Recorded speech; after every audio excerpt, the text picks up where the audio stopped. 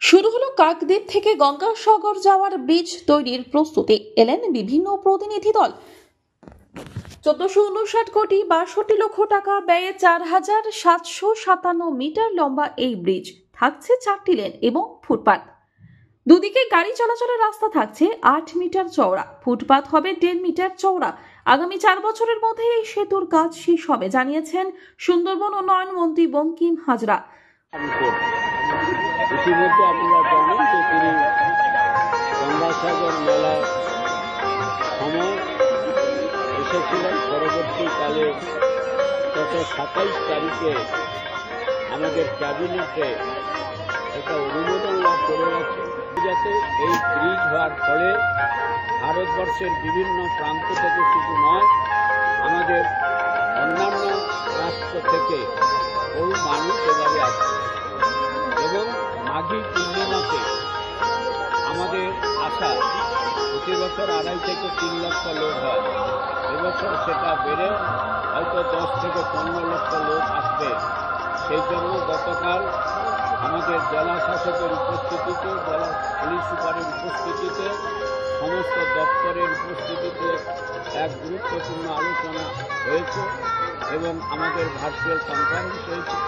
তাতে আমিও অংশগ্রহণ করেছিলাম, যাতে কোনোভাবে যারা আছে 100 মানুষের প্রাণ না যায় সেই বিষয়ে আমরা অত্যন্ত দায়িত্ব নিয়ে এবছর আমাদের মাঘী পূর্ণিমা যাতে সুস্থভাবে হয় তার ব্যবস্থা ইতিমধ্যে করেছে। ব্রিজের প্রাথমিক কাজ কি শুরু হয়েছে?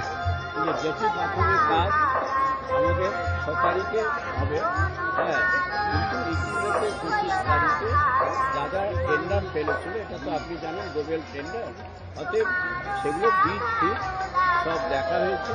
আর রাইস টোটালটা সার্ভে করে রাইস। উল্লেখ্য, আগামী 6 তারিখ থেকে আনুষ্ঠানিকভাবে সেতুর কাজ শুরু হবে। সংস্থার আধিকারিকরা আজ সকাল থেকে কাকদ্বীপ এবং কচুবেড়িয়া এলাকায় ব্রিজের প্রস্তুতির সমস্ত জিনিস খুঁটিনাটি খতিয়ে দেখছেন।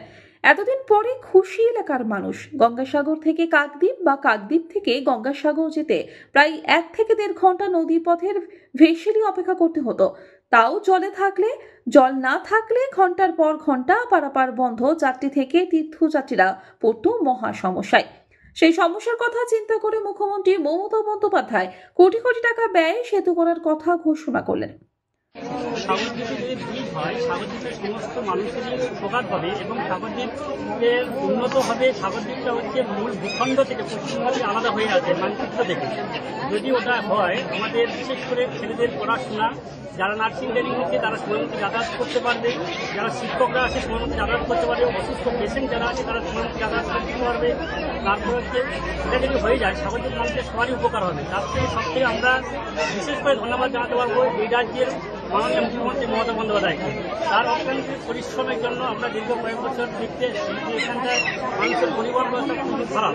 মানুষের যাতায়াতের অসুবিধা হয়। যদি থাকলে জল থাকে, জলের সময় আমরা যাতায়াত করতে পারি। যখন জল না থাকে তখন আমাদের ছোটো ছোটো নৌকো করে যাতায়াত করতে হয় নিজেদের ডাইভ নিয়ে। 6 তারিখ থেকে হচ্ছে প্রাথমিক কাজ শুরু হবে। হয় আমাদের খুব ভালো হয়। কেন হয় বলছেন? হবে তো হবে, যদি আমরা দেখতে পাই অবশ্যই হবে। যেহেতু মাননীয় মুখ্যমন্ত্রী আশ্বাস দিয়েছেন, আশা করি ওনার আশ্বাস কোনোটাই ফেল হয়নি। আশা করি এবারটাও হবে।